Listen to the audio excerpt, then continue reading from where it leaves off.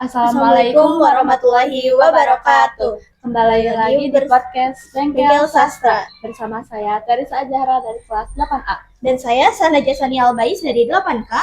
Hari ini kita kedatangan tamu Pak Diki yang kebetulan juga adalah pembina dari Bengkel Sastra.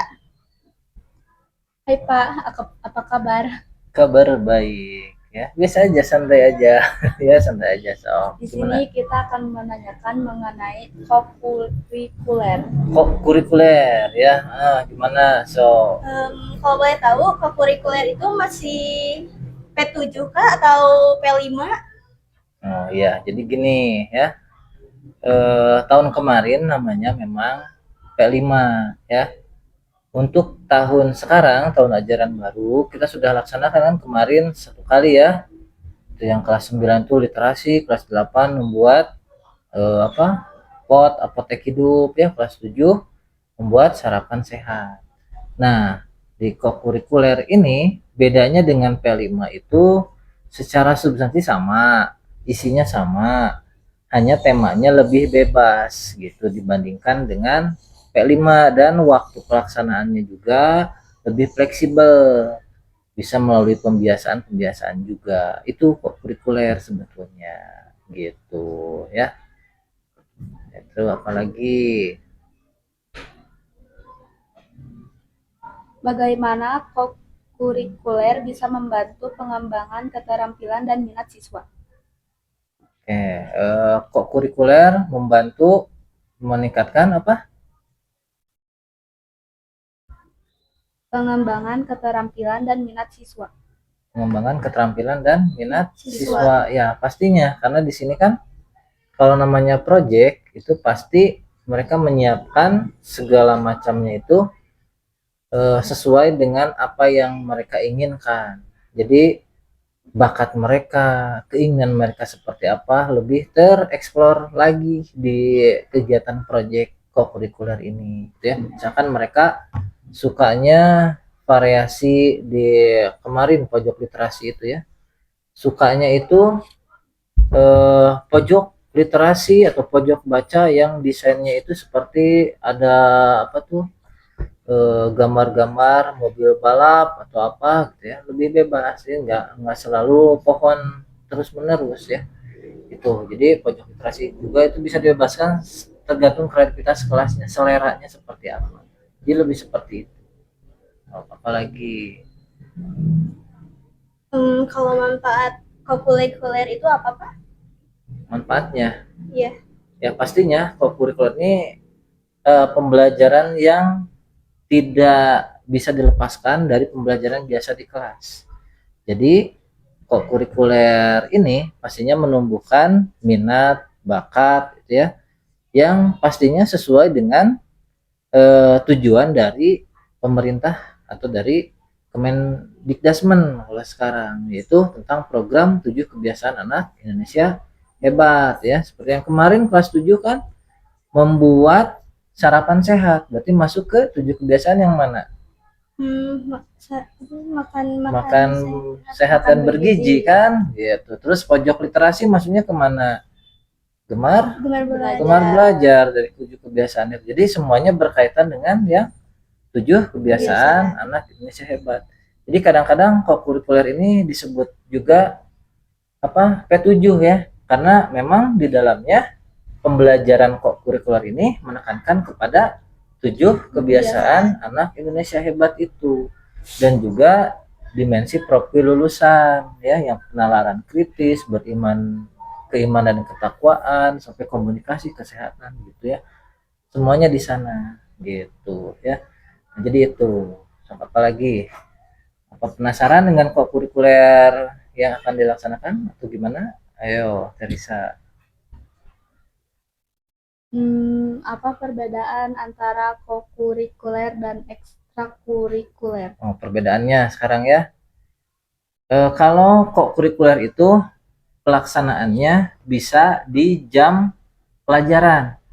Jadi masuk ke struktur jam pelajaran. Maka kan kokurikuler kemarin belajarnya bukan di apa, pulang sekolah, tapi belajarnya di jam sekolah aja gitu. Jadi masuk ke jam pelajaran, hanya belajarnya itu belajar project. Kalau ekstra, bedanya apa kalau ekstra? Kalau ekstra itu lebih dalam lagi ke minat-minat siswa. Misalkan yang suka paskibra gitu ya, mereka pramuka itu kan. Jadi dan belajarnya kapan itu? Apa pas belajar seperti biasa tuh setelah pulang? Setelah pulang seperti Bengsas juga kan sama ya gitu, mau ngadakan podcast, liputan ya, buat puisi dan lain-lain seputar sastra semua kan. Kemarin kita udah ikut lomba banyak ya, lomba apa saja yang Sunda, yang puisi ya, alhamdulillah kita juga dapat ya juara 1 Aulia Husna. Hebat ternyata ya, asal kalau mau diasah ternyata bakal bisa gitu. Nah itu bedanya ekstra dengan kurikuler ya, ekstra kurikuler dengan kurikuler gitu. Ada lagi apa lagi?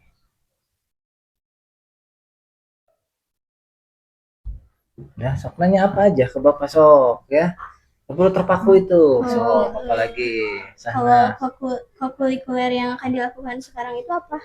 Oke. Nah ya, jadi intinya pastinya podcast sekarang itu memberikan informasi kurikuler yang akan dilaksanakan gitu ya. Nah sekarang minggu depan nih siap-siap ya, tanggal 12 13, 2 hari itu akan dilaksanakan kokurikuler PP7 ya. Apa temanya? Semua tentang suara demokrasi. Wah, berarti intinya mendukung kebebasan berpendapat semua siswa. Wah, jadi semua siswa di sini akan melaksanakan apa? Dan tahu tanggal 13 kita ngapain?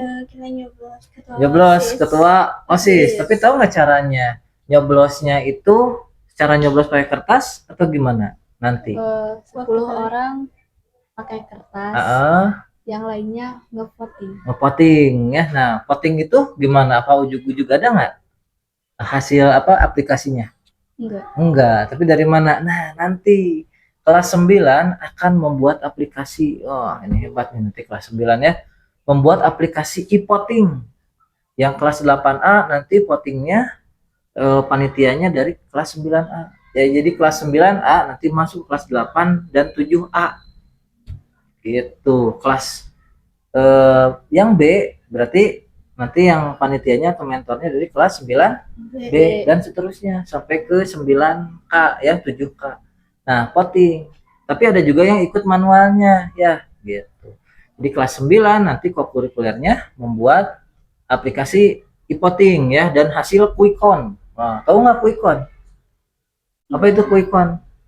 Jadi hitung cepat. Jadi kalau pas presiden kemarin kan ada ya, sebelum resmi diumumkan oleh KPU ya, Komisi Pemilihan Umum, kan ada hasil quickcon ya di televisi ada gitu ya. Pernah lihat nggak di televisi? Prabowo berapa persen gini ya, gitu. Berapa suara yang masuk. Nah, nanti juga ada kayak gitu di sini. Jadi hasil quickcon dari kelas 9 yang ngambil secara e-voting itu. Tapi kan ada yang manual, nanti digabung gitu ya, siapa yang menjadi ketua OSIS tahun 2025-2026.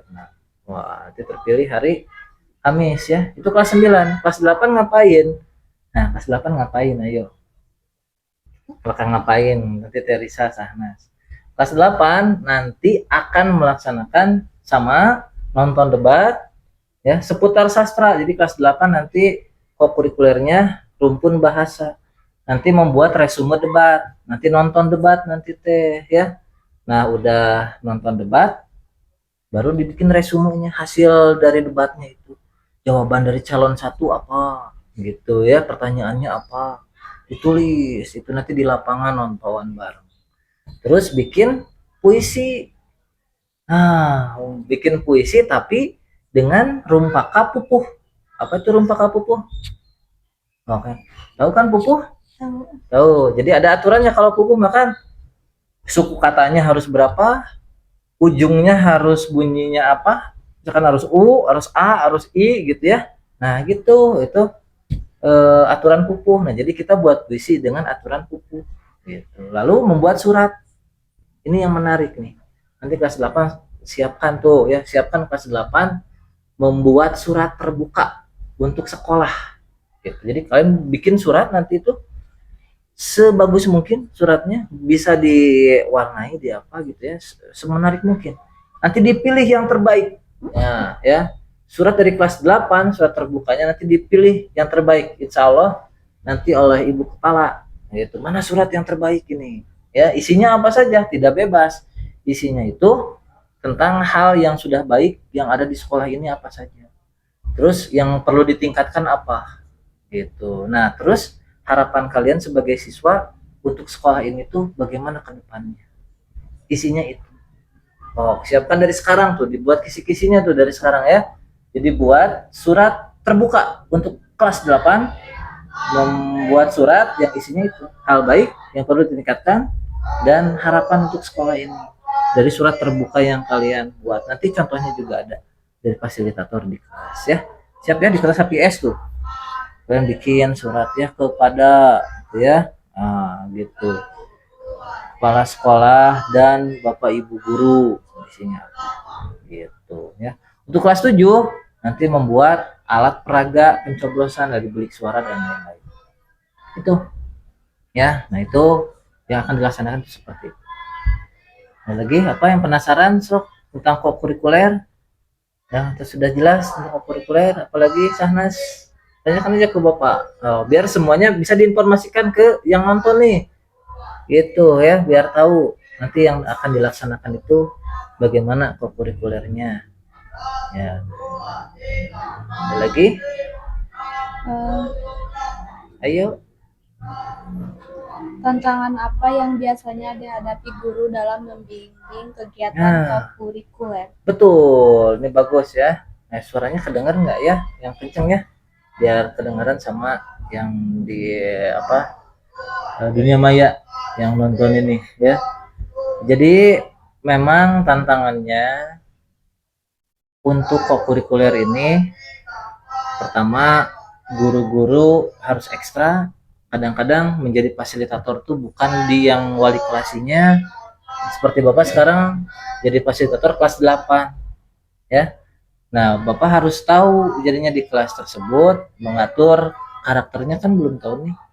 Jadi harus bisa tahu bagaimana karakternya gitu ya di kelas tersebut. Tapi itu juga kan didamping, nggak sendiri, didamping dengan wali kelasnya. Kalau kebetulan sekarang di rumpun bahasa, contoh kelas 8A Bu Nisa ya. Nah, sekarang sama Bu Nisa pasti kelas 8 gitu. 8A. Kalau 8K berarti Sahnas. Gunung kan IPA. Kalau IPA sekarang di kelas 9. Berarti nanti guru lain yang masuk, yang guru bahasa dan seni. Jadi bisa aja guru bahasa Indonesia, bahasa Inggris, Sunda, atau seni budaya yang. Pertanyaan terakhir, apa harapan Bapak tentang kokurikuler? Harapan tentang kokurikuler ini ya. Ya, walaupun terkadang kokurikuler ini menjadi pembelajaran yang dirasa keluar dari jalur pembelajaran secara umum, seperti kita belajar PAI, bahasa Indonesia, PKN, dan lain-lain. Padahal sebetulnya kokurikuler ini adalah pembelajaran yang tidak bisa dipisahkan, gitu ya. Nah, ketika hasil bertanya ke siswa-siswa yang lain bahwa perlu adanya refreshing atau gaya belajar yang baru, nah maka dari mulai tahun kemarin, 2 tahun kemarin itu diadakan kokurikuler ini, yang dulu namanya P5 ini, untuk mengembangkan, intinya untuk mengembangkan bakat, minat siswa dengan gaya belajar yang baru sehingga muncul ya minat-minat tersebut. Seperti contoh misalkan kewirausahaan. Nah, dari P5 kan belajar bagaimana membuat olahan-olahan ya. Yang diharapkan dari sana juga muncul entrepreneur baru, pengusaha-pengusaha muda baru juga ternyata tahu bagaimana pengelolaan keuangan dan lain-lain. Terus yang lainnya suara demokrasi, jadi bagaimana kita menyuarakan pendapat dan lain-lain. Dan masih banyak lagi. Jadi harapannya supaya tumbuh anak-anak yang bukan hanya cerdas secara pelajaran, tapi juga cerdas secara apa tuh keterampilan gitu. Itu dari kokurikuler yang diharapkan dari kokurikuler. Begitu. Mungkin segitu saja pertanyaannya dari kami. Oke. Maaf Ya. mengganggu waktunya waktu tadi, Bapak. Enggak ya. Ya, terima kasih juga yang Bapak jadi sudah bisa menginformasikan ke teman-teman yang lain ya buat kokurikuler. Oke. Terima kasih. Terima kasih. Ya. Sekian di podcast dari Bengkel Sastra. Wassalamualaikum warahmatullahi wabarakatuh. Bengkel Waalaikumsalam. Sastra, sastranya paket 1. Iya. Assalamualaikum. Ya.